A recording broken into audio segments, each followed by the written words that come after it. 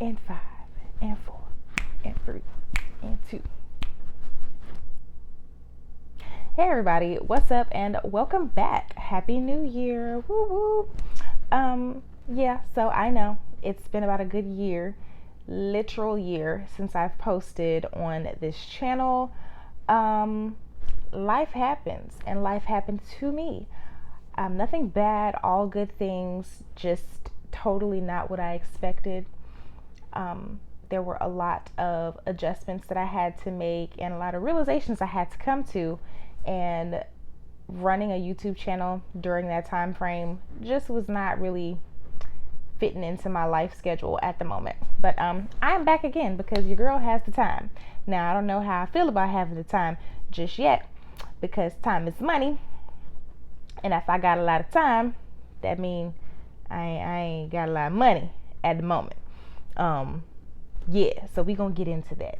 This video is kind of like a reintroduction to us getting well acquainted with each other again, or trying to get acquainted with each other again, and also to talk about what my first, well, no, not my first, rewind, and also to talk about what my experience has been like as a doula realistically. Of course, like I said in the first one, babies, ooh, love them, they're so cute, but the reality of the matter is this is my full-time job, and last year was my first year doing doula work only. So stay tuned if you want to see how it go. All right, so I went into this field all doe-eyed and bushy-tailed and just excited and eager to get out there and do the birth work. I wanted to have all the babies and support all the births and be there for all the moms. And at some point, it became like crickets. I started out in the year of 2021, very, very like post-COVID, real fresh and new to everything. So anything anybody was doing or starting out post-COVID is not real life, because real life had not started back up just yet. So I was kind of sort of, well, not necessarily post-COVID, it was like mid-COVID, but things were kind of calming down. That was like a twilight zone for the world, where like an alternate reality. Things do not normally go like that. Everybody lived in a fantasy land during COVID at some point. But anyway, I say that to say this. When I started with working with, births and everything as a birth doula, and even as postpartum, I got like 8 clients in a matter of 6 months, 6 to 7 months. So at some point I had a client every single month when I first started like really working with people, and those were all births. And I was like, oh snap, this is, okay, cool. This is what could happen. This is what we, breaking the bank with, coming in at only, 6 months. That's cool. That's what's up, And I was still also working a regular job when I first started working as a doula. So I had, dual income coming in, and I was like, this is pretty nice. Okay, cool. Now I want to turn this doula work into my full-time work. And I kind of eased my way into it. As I was working a full-time job, an opportunity to become a friend of mine who I love, I became her nanny. And she was cool with the fact that I was also a birth doula, and we kind of worked out a thing where I could be flexible with her and she could be flexible with me. She had a really cool job. She was a nurse, and it was flexible enough for us to be able to work together to where I could still do what I needed to do for her and her baby, and still also be able to fulfill my job as a doula. So it was cool. It was great. Worked out fine.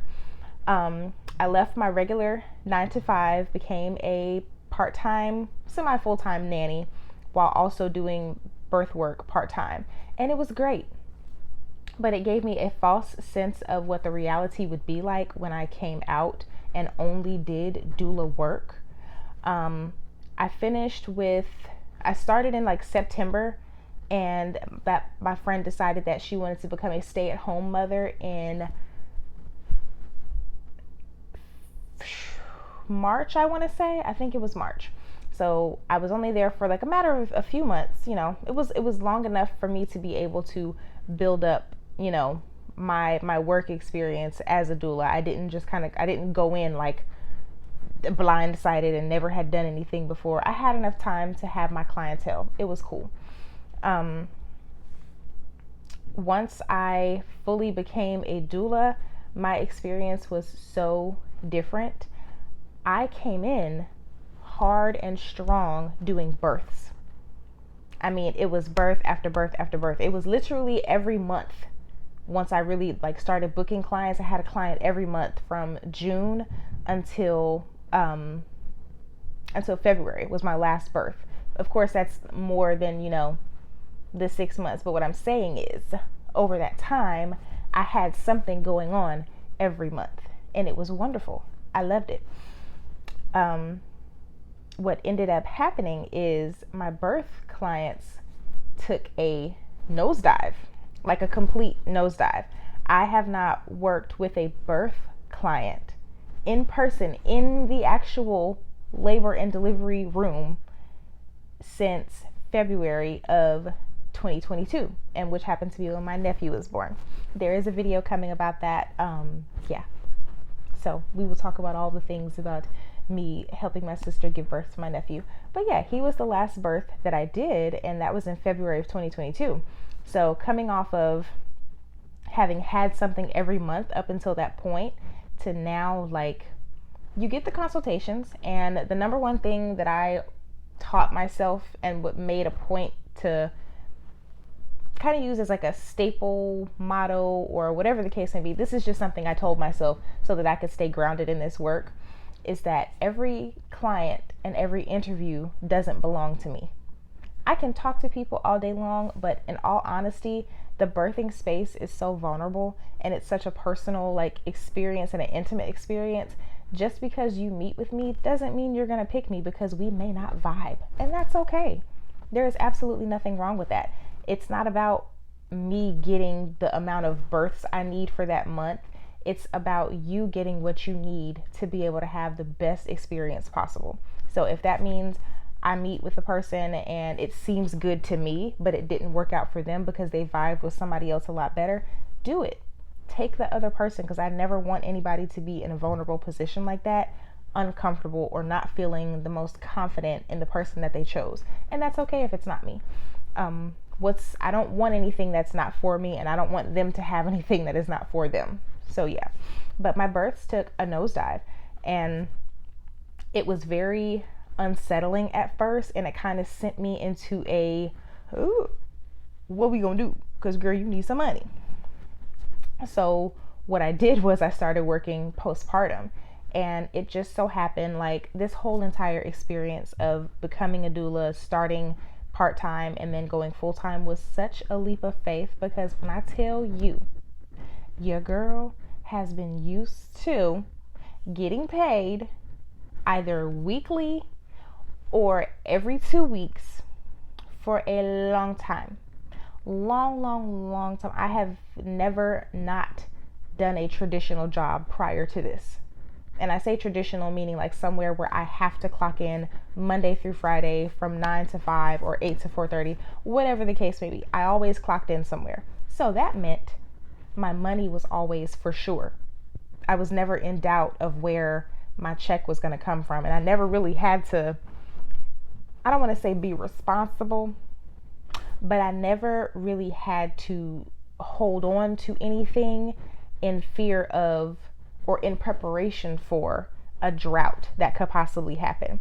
So when the births kind of declined, and I was also parting ways with my friend who decided to become a stay-at-home mom, I was like, oh my gosh, what am I going to do? Because now, this has been consistent money, and this is going to come to an end. So luckily, what I did was, even though this was my friend, this was still a business deal that we made. So I created a contract for both of us to sign, and whether I wanted to leave or she wanted to part ways, we both had to give each other a certain amount of notice. So we both honored that commitment, and I ended up having enough time to, put myself out there as available for, postpartum clients. Now, this was not what I had in mind to do for myself, but I kind of found a happy medium between doing something that I love and having consistent work in postpartum doula work. So how it happened is my friend told me in February that she wanted to become a stay-at-home mom. Of course, 2 months notice is April.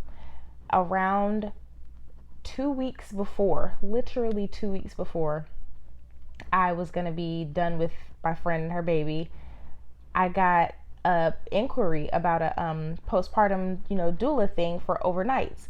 And I was like, oh, okay, cool. Now, had the interview with the family. The mom was super nice. Everything went well. And I was really just kind of sitting on the edge of my seat because I'm like, okay, girl, you need some money. Now, you got some money saved, but I'm one of those people where even if I have a backup plan or some money saved somewhere that I could use for later on, I don't want to use it for that because that's not what I saved it for. Even though that is what I saved it for. But it makes me feel like, when I have to use it, because I'm like, okay, now that money is being depleted. Now I got to replace that and I got to make more money on top of that. I'm a little frugal. Okay. So every penny that exits stage left, I be watching it real hard. But so we get to about 2 weeks before it's time for me to be, saying my goodbyes to my friend and her baby. And then I get a consultation with another client who wants to start in the beginning of April. And I'm like, bet, because I'm gonna be jobless in April and I need a job. So it works out. I get the job with the postpartum family that's starting in April, and they ended up loving me so much that they wanted to extend into the end of the year. And I was like, ooh, I can't turn that down. Can't turn it down because that's a Monday through Friday. It started out as just a few days a week just to kind of get them acquainted because they, third baby. And at this point, they were like, we've earned the right to relax a little bit because who is doing all of this, with 3 kids? It's just a lot. So I came in and I was, I was the help for that sense. I was the support for overnight. And then we got so close and they loved me so much and I loved them so much that when they asked me if I would be interested in, working with the baby through the end of the year, I said yes, because, mom's going back to work and they've never sent any of their children to daycare before 1 year old before. So I was like, okay, the Lord has blessed me in many ways because not only do they, value the support that I give them, but they're also wanting to extend, which gives me more time to earn more. And I'm not just sitting with no work. So it was a happy medium between doing something that I love and having consistent work. And I took it. I jumped on it. That in between stage of relying on your 6 months to a year worth of savings in order to pay for all your bills, I was not trying to rely on that. Okay. I don't do not working very well. So, because I like to do stuff. I mean, I'm frugal, but I like to do things. I, was getting my nails done. I like to go places, and I just could not be sitting there not working. So the very first opportunity I got to extend, I took it, and I loved it. But what I did not realize I was also doing was shortchanging myself for availability for births. And it was a situation where I could not really take on any births while I was working with this family because this was a Monday through Friday from like a regular job schedule. I was there a few minutes before they had to leave for work, and I was there until they got home from work with the other children. So I couldn't do anything in between that, which I wasn't mad about. Never was I ever upset. But at some point I did feel myself starting to miss being in the birthing space. So this was kind of one of those, okay, I've been trained in both, so I can do both. Birth is not the only way that I can bring in income, but birth was something that I began to be passionate about. And I started feeling like I was missing something. So they wanted me to extend to at least the baby's first birthday, the new family, but I ended up declining. And here we are. I literally finished with this family on December 30th, and it was so hard. Oh, it was so hard because we all got really, really close. I mean, I've been with them since, their baby was born in April, and I was there since baby came home from the hospital. So parting ways was difficult. There were tears shed, but I love them, always will, and I'm always going to keep in touch. And daycare drop off went well. For the first time, I had to check in on my baby, my friend, but he did good. So yeah, but that was my very first year of being a doula full time. It started out really, really rocky, like on a high note, because I got to be there for the birth of my nephew, which was amazing. But then after that, it was like, okay, don't nobody else want me? Y'all don't want to have a baby with me? Okay, it's fine, it's cool, I'm gonna wait. I mean, I'm gonna keep interviewing people, and we gonna see, and I'm gonna vibe with somebody. And then I started getting that feeling of like almost a desperation to an extent, because it's like, oh my god, nobody is, I got to a point where I was interviewing, and then nobody was biting, which was okay for the first like one or two. Then it became like, wait a minute, I need something here. And then I got to a point of desperation, and I extended with this family, and now here I am again. And it's funny how the world works. Anything you do not learn the first time it comes around will present itself again. So here I am again at the top of the year I have one birth coming up in February. And for context, this is all agency work. This is not anything from my personal business itself. This is all from working with agencies in the area that I live in and surrounding areas. But I've got one birth coming up in February with an agency, and I have one postpartum family that is coming up in February as well. But again, the rest of the year is up in the air. I don't have anything fully secured beyond that point. And I've got my coins. My coins are to the side, and they are there for the use of times such as these, where we are in the building stage of clientele and building that rapport and my name circulating in the area. So I am going to be patient this time. I really, really am passionate about helping in that birthing space. So I want a healthy balance of both. Last year was great because I fell in love with that baby and the family, but I want a healthy dose of both postpartum work and birth work. I don't want to just get kind of pinholed into one. Even though I did train in both of them, I don't want to get pinholed into just doing one thing. So yeah, it was a shock. I went through many different emotional phases. There was definitely a phase of, should I have done this? Like, was this a good thing to do? Was this smart? I turned 30 last year, so choosing, this decade of my life to make such a huge change career-wise was scary, is scary, because it's so uncertain in the beginning and it's so inconsistent. But I know that it has the potential to become a bigger presence financially for me. And the more that I learn, the more interested I become, and the more things that I find out I can do. It's a multiple stream of income kind of field. It's not a one trick pony, for lack of better expression. I've got to be able to do more than what I know how to do right now. So this year, I will be taking the time to focus on certifying in other specialties so that I can be able to cast my net wide to help more women and mothers. So yeah, it's but those different emotional phases, that fear is so real. It would keep me up late so many times at night because I'd be worrying about, like, how am I going to do this? How am I going to do that? But every single time I have worried about something, it has always been fine. And that is just what I keep telling myself, is that you're going to be okay. It's going to be fine. There's no need to worry. Just keep pushing forward and keep doing what you're doing. Every client that I get, my goal is to support them in such a way that they either want to come back to me, or they're like, we want to extend with you, or we're going to refer other people to you.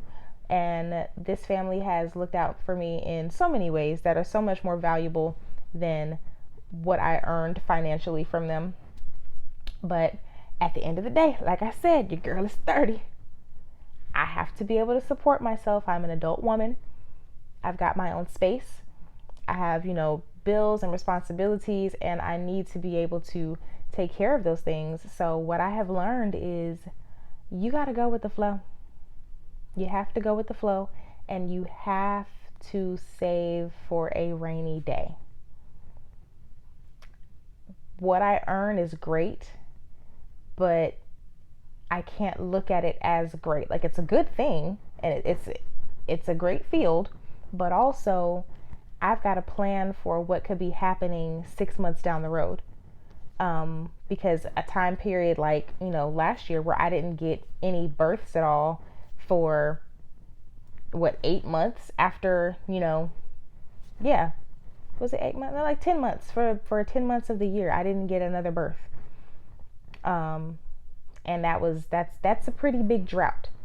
And if I'm, not getting that, what if there's a period of time where I'm not getting any postpartum work? Like, anything could happen. Yeah. With something like this, typically agencies don't provide you with healthcare benefits, so you're paying for that stuff yourself. That's another expense. It's not like where I had a job and it was like $30 a month because my employer paid for the most of it. No, your girl was paying for all of her health insurance herself. Yeah. But I still had a great year. I was able to travel out of the country twice. It was lovely.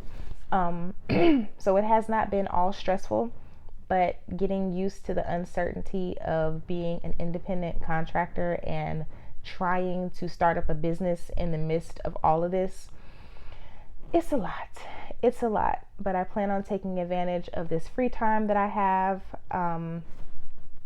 Because now I feel like a free agent. I'm a free agent doula. Like, your girl is home for the time being. She is available for birth work and postpartum work if you're interested. Would love to support you through your labor and support your choices and help you get adjusted to parenthood once you have baby and come home. But yeah, so that has been my 2-year to last year wrap up of what it's been like being a doula. Super rewarding. Above any concern or insecurity I may have had or fear I may have had, this is the most rewarding job I have ever had. I think in my first video I did explain that I used to work as a CNA in the mother baby unit at a hospital. Loved that also, but this is gold. Like, I love what I do. Hands down the best job I've ever chosen, and it doesn't even feel like a job. Like, this is I've always said that in my coming to adulthood, I had difficulty finding out what my thing was. Everybody has a thing. Like, my significant other loves photography and cameras and technology, and my sister, she's sports fanatic, athlete, all that stuff. My dad loves planes, and everybody has a thing. This is my thing. I found it. Birth, babies, all of that. I love it. There is no monetary value that would ever equal the connection and the love that I have for these families and that they have for me. I still get updates, and I love hearing from them. I love checking in. I got a Christmas card this year. Like, it's on my refrigerator back there amongst all of the other, things that you see up there. But yeah, it is so rewarding, and I would not trade it for anything. I would not go back to a secure anything over this. This is going to work because this is what God called me to do. And yeah, so that's my wrap up for being a doula for the past 2 years. And my hopes are that I just continue to increase my knowledge and become more of a vessel for education and, learning for the parents that I serve in the future. And yeah, big dream, huge dream is to one day open my own birth center. And I have a whole concept for how I want that to go. Can I share that? Because I don't want anybody taking my ideas, because that's not cool. But that is big dream. That is, if I could think of the most impossible, craziest thing for myself to do, it would be that. And then I also always tell myself that one day I'm going to be sitting on a video call like this with Oprah, explaining to her about, what doula work is and why it's so important. And yeah, it's like a whole doula ambassador thing that I have in my mind. But hey, those are my big dreams. Those are my wild, outrageous ideas. Like, who sits up and this is me preparing for talking to Oprah. Hey Oprah. Hey Miss Winfrey. How you doing? You'll be hearing from me soon. I'll be hearing from you soon. We will be sitting on this camera, virtual face to virtual face, one day. And it'll be lovely. And I'll refer to this video. And then I'm going to act famous because I talked to Oprah. So, yes, prepare yourselves. But yeah. So again, Happy New Year. Welcome to 2023. And stay tuned for new videos. I am going to work on getting a consistent schedule set up so that you can come back and, chit chat with me, learn with me. We'll talk about any and everything. Yeah. Thank you so much for watching, and I will talk to you guys again soon. Bye.